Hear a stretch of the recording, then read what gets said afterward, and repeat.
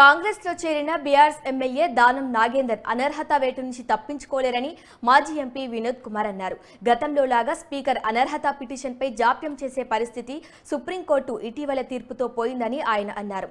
శివసేనను వీడిన ఏక్నాథ్ షిండే గ్రూప్ ఎమ్మెల్యేల విషయంలో సుప్రీంకోర్టు 3 నెలల్లో నిర్ణయం తీసుకోవాలని మహారాష్ట్ర స్పీకర్ను ఆదేశించిందని ఆయన గుర్తు చేశారు. స్పీకర్ తొందరగా నిర్ణయం తీసుకుని రాజ్యాంగాన్ని గౌరవించాలన్నారు. ప్రతిమ మల్టీప్లెక్స్ లో దొరికిన డబ్బులకు వాళ్లు లెక్కలు చెప్పుకుంటారు. వాళ్ళు నాకు బంధువులు అయినంత మాత్రాన నా మీద నిరాధార ఆరోపణ చేస్తారా అని వినోద్ కుమార్ అన్నారు. తీర్పిచ్చింది. త్వరగతిగా ఈ స్పీకర్లు పెండింగ్ పెట్టుకోవద్దు. ఈ 10వ షెడ్యూల్ చట్టంలో రాజ్యాంగంలో ఉంది యాజ్ ఎర్లీ యాజ్ పాసిబుల్ ఉన్నది. యాజ్ ఎర్లీ యాజ్ పాసిబుల్ అంటే త్వరగతిగా తొందరగా చేసేయాలి, కంపల్సరీ చేయాలని చెప్పి దాని ఒక ఆలోచన అని చెప్పింది.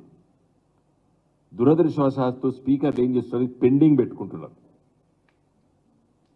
నేను నా రిక్వెస్ట్ ఈరోజు ఈ ప్రెస్ మీట్ ద్వారా కోరేది ఏంటంటే, మరి గౌరవ తెలంగాణ రాష్ట్ర శాసనసభ స్పీకర్ ప్రసాద్ గారు యాజ్ ఎర్లీ యాజ్ పాసిబుల్ అంటే మీరు 24 గంటల్లో డిస్పోజ్ చేయొచ్చు. నా రిక్వెస్ట్ ఏంటంటే, మీరు ఒక శాసనసభ స్పీకర్గా ఉన్నారు కాబట్టి మీరు వెంటనే డిస్పోజ్ చేయాలి. ఇంకా సుప్రీంకోర్టు తీర్పు ఏం చెప్పింది, మీరు వారం రోజులు చేసినా నెల రోజులు పెండింగ్ పెట్టుకున్నా ఈ రోజు నుండే డిస్క్వాలిఫై అయినట్టే అని చెప్పేసింది. ఇలా దానం నాగేందర్ గారు నిన్న కండవా కప్పుకున్నారు కాబట్టి నిన్నటి నుండే ఆయన డిస్క్వాలిఫై చట్ట ప్రకారంగా. ఆయనకు జీతభత్యాలు ఇవన్నీ ఏం రావు.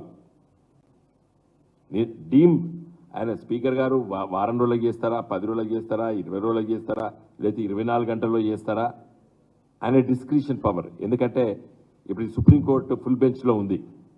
ఎన్ని రోజులు అనేది